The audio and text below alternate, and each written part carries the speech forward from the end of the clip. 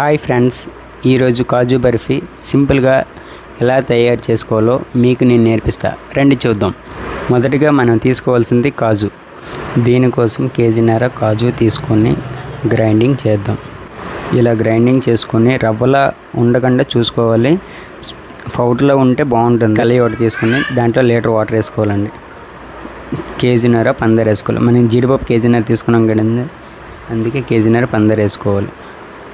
పంచదార కరిగే వరకు అలా కలుపుకోవాలండి. మీడియం ఫ్లేమ్లో అలా నెమ్మదిగా కలుపుకోవాలి. తర్వాత ఒక 5 మినిట్స్ తర్వాత పందర్ మొత్తం కరిగిపోయి పాకం టైట్ వచ్చిందో లేదో చూసుకోవాలి. నెక్స్ట్ ప్రాసెస్, జీడిపప్పు పౌడర్ని దీంట్లో వేసుకొని అలా నిదానంగా కలుపుకోవాలి. ఆ ముద్దని బల్లకి అద్దుకోవాలి. అద్దుకొని కాస్త చల్లారిన తర్వాత ఇలా స్కేల్ తోటి నీట్గా సమానంగా ఎటువైపు చూసినా సమానంగా ఉండేటట్లు చూసుకోవాలండి. పూరీ కర్రతోటి నీట్గా పామాలి. చూడండి, ఇలా చేయాలండి. ఇలా చేసిన ఇలా 1 అవర్ ఫ్యాన్ గాలికి అలా వదిలేయండి. వదిలేసిన తర్వాత పీస్ నీట్గా కటింగ్ అవుతుందండి. ఇది వచ్చి నట్రా సిల్వర్ పేపర్ అండి.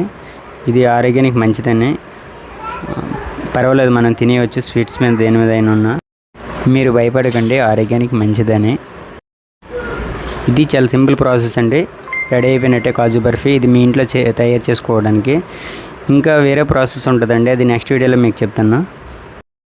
అప్పటి వరకు నా ఛానల్ ఫాలో అవ్వండి. నెక్స్ట్ ఏ స్వీట్ వీడియో కావాలో కామెంట్లో చెప్పండి. సరికొత్త వీడియోతో మళ్ళీ కలుద్దాం. మీకు ఏమైనా స్వీట్ ఆర్డర్స్ కావాలంటే స్క్రీన్ పైన ఉన్న నెంబర్ని కాంటాక్ట్ అవ్వండి.